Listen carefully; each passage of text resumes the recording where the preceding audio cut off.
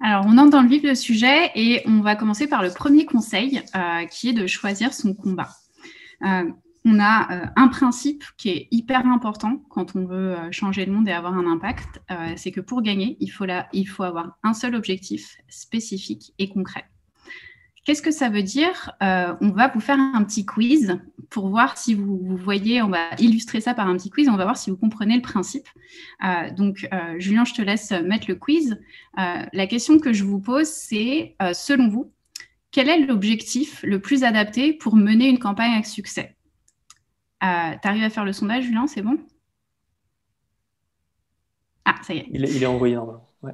C'est bon? Ok, super. Donc, est-ce que c'est je veux mettre fin à la pollution ou est-ce que c'est je veux que la maire de ma ville interdise la voiture dans le centre-ville cette année? Donc, je vous laisse voter. Ça monte vite. Donc, vraiment, selon vous, quel est le meilleur objectif pour mener une campagne à succès? Bon, je crois qu'on a tout le monde. Julien, tu veux partager? C'est bon? Eh bien, en fait, vous avez tous tout compris. C'est bon, Julien? Ouais. Vous avez tous tout compris. En fait, l'objectif, je veux que la maire de ma ville interdise la voiture dans le centre-ville, c'est la meilleure demande et c'est le meilleur objectif parce qu'il est très concret et très spécifique. Alors, quand on... Voilà.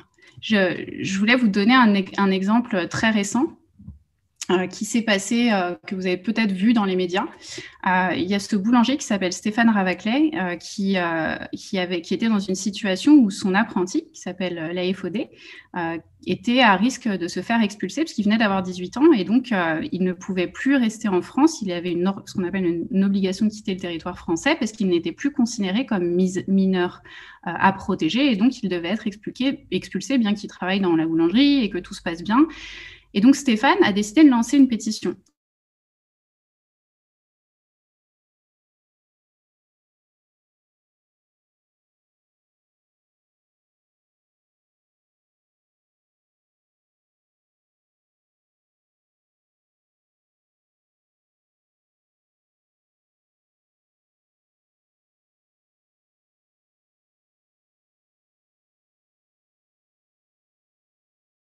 Quoi?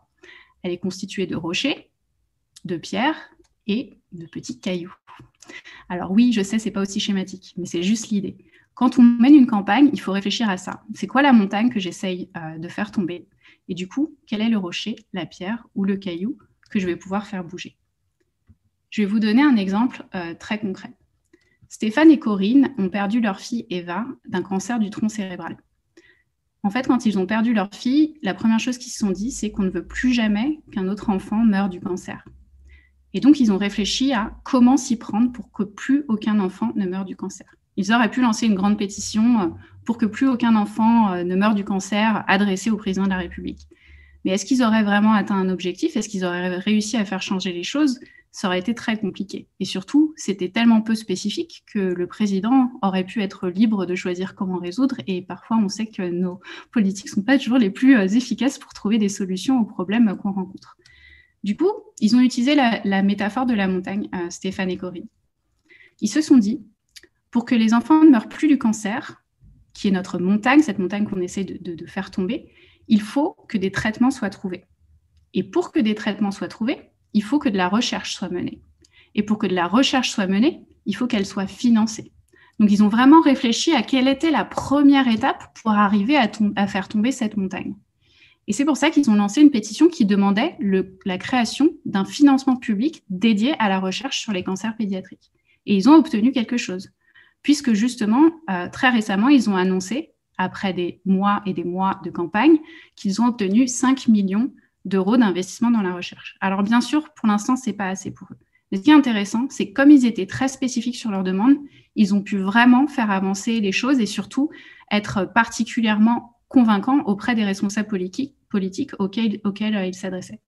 Parce que s'ils demandaient qu'il y ait des traitements, on leur aurait dit « Ah, mais oui, mais on n'a pas assez de recherche ». S'ils demandaient qu'il y ait de la recherche, on aurait pu leur dire « Ah oui, mais il n'y a pas de financement ». Donc là, vraiment, ils s'attaquent à la base du problème et comme ça leur permet d'avancer.